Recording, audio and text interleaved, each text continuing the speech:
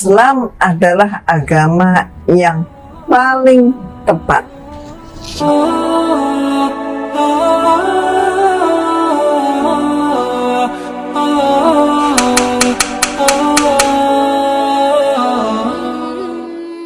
Hidayah bisa datang kapan saja dan di mana saja, seperti yang dialami oleh seorang biarawati Irena Handono. Pindah agama menarik diketahui. Seorang taat beragama pun bisa berpindah keyakinan seperti Irena Handono. Irena Handono tinggalkan Kristen dan menjadi Islam berawal dari menantang cari kelemahan Islam. Irena Handono ingin membandingkan konsep ketuhanan dari agamanya dulu dengan konsep ketuhanan di Islam. Misinya adalah membandingkan tapi hasilnya menyadarkan. Irena Handono malah jatuh hati pada konsep ketuhanan pada Islam. Dulu dia mempelajari Islam untuk mengetahui kelemahannya, kini malah mengakui Islam sebagai yang sempurna.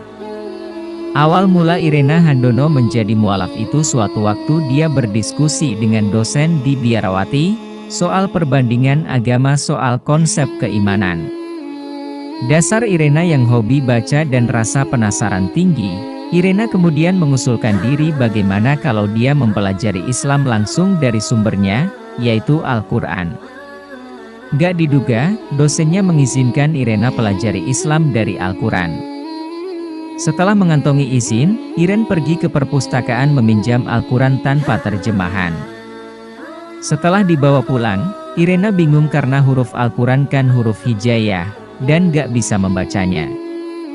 Makanya hari berikutnya Irena meminjam Al-Quran dengan terjemahannya. Irena salah membuka Al-Quran.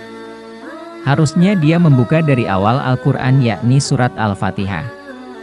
Saya pulang ke biara dan malamnya saya baca Al-Quran. Tapi cara baca terbalik, saya buka dari belakang bukan dari depan. Maka saya berjumpa surat Al-Ikhlas. Ini jawaban Allah. Baru baca terjemahannya itu saja, saya sudah terkejut. Ini yang mutlak benar.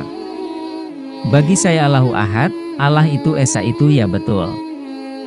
Gak mungkin dua, kalau dua, Tuhan, itu ciptaan, ujar Irena.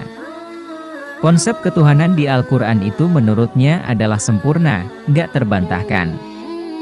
Sebelum menemukan konsep ketuhanan di Al-Quran, dia didoktrin soal pengandaian berbagai konsep Tuhan yang ada sisi kelemahannya. Misalnya konsep Tuhan itu satu dalam segitiga. Maka dia menggugat kalau nanti ada perkembangan ilmu pengetahuan dan teknologi, maka apakah bisa nanti konsep ketuhanan bisa menjadi segi empat dan artinya Tuhan ada penambahan.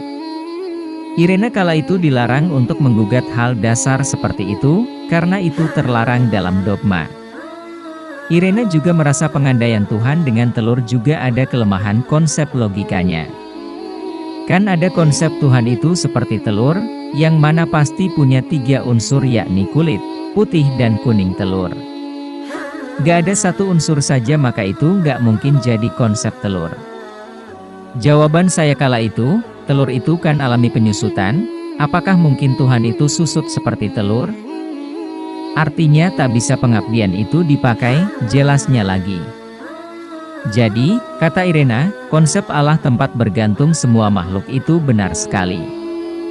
Itu karena Allah tak punya sejarah, tak terikat ruang dan waktu, mandiri, dan tentunya tak perlu bantuan dan tak pula bermitra apapun. Ia menyebut bahwa reaksi pertama membaca saksama terjemahan surat Al-Ikhlas itu adalah jawaban yang selama ini ia cari. Pertama baca, ini benar, ini logik. Ini benar. Dari situ saya makin gali dan lihat berbagai sisi perbandingannya dan pelaksanaannya, konsep ketuhanan Islam. Semakin yakin surat Al-Ikhlas, ujar dia. Irena Handono mengatakan hidayah adalah anugerah dari Allah Subhanahu wa Ta'ala dan baginya, itu adalah nikmat luar biasa.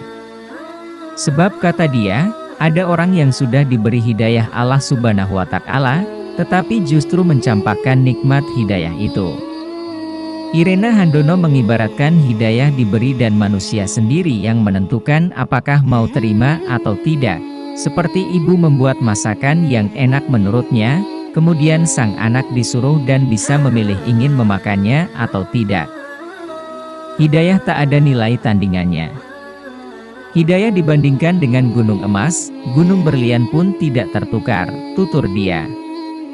Sebagai informasi, Irena Handono menjadi mualaf sehari sebelum Ramadan sehingga ia serta-merta ritme harus beradaptasi dengan cepat, meski kala itu harus sembunyi-sembunyi dari keluarganya. Umi bersyahadat persis sehari sebelum Ramadan dengan disaksikan Kahamis Baj. Saat itu keluarga belum tahu. Saat sahur tiba, Umi makan buah ataupun roti.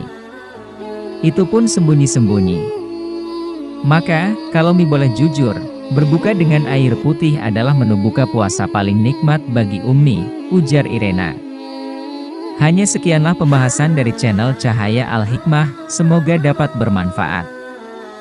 Jangan lupa subscribe, like dan notifikat lonceng, agar tidak terlewat video-video terbaru lainnya. Wassalam.